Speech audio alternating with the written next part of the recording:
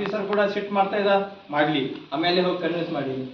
ಸಬ್ leaders ಇದು ಮಾಡ್ತಾ ಇದ್ದ ಆಗ್ಲಿ ಮಾಡ್ಲಿ ಅಂತ ಸರಳ ವ್ಯಕ್ತಿತ್ವ ಕಡೆಯಿಂದ ನಾವು ಕೆಲವೊಂದು ವಿಷಯ ಕಲ್ತ್ಕೊಂಡಿದ್ವಿ. ಯಾವ ತರ ನಮ್ಮ ಸಿಟ್ಟಿಗೆ ತಾಳ್ಮೆ ಶಕ್ತಿ ಇಟ್ಕೋಬೇಕು, ಯಾವ ತರ ನಾವು ಕಂಟ್ರೋಲ್ ಮಾಡ್ಕೋಬೇಕು.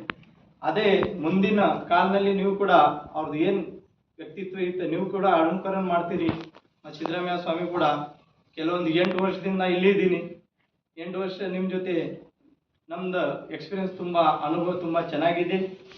ನಿಮ್ಮ ಬರೋದ್ ಮುಂದಿನ ಜೀವನದಲ್ಲಿ ನಿಮ್ಗೆ ಕೂಡ ಎಲ್ಲ ಸುಖ ಸಮೃದ್ಧಿ ಶಾಂತಿ ನಿಮ್ಮ ಫ್ಯಾಮಿಲಿಗೆ ಮಕ್ಕಳಿಗೆ ಮೊಮ್ಮಗಳಿಗೆ ಸಿಗ್ಬೇಕಂತ ನಾ ಈ ತಾಯಿ ಚರಣಿಗೆ ಕೇಳ್ಕೊತೀನಿ.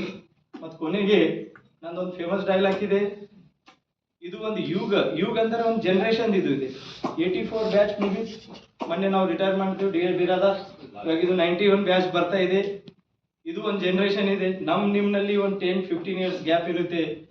ಇದು ಜನರೇಷನ್ ಗ್ಯಾಪ್ ಆಗ್ತಾನೆ ಇರುತ್ತೆ, ಹೋಗ್ತಾನೆ ಇತ್ತು, ಇದು ಪ್ರೋಸೆಸ್ ನಡೀತಾನೆ ಇರುತ್ತೆ.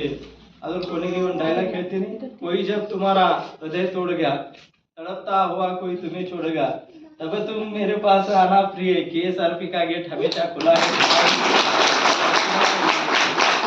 ಡೈಲಾಗ್ ನಾನು 2 ಮಾತು ಮುಗಿಸ್ತೀನಿ. ಜೈ ಹಿಂದ್, ಜೈ ಕರ್ನಾಟಕ.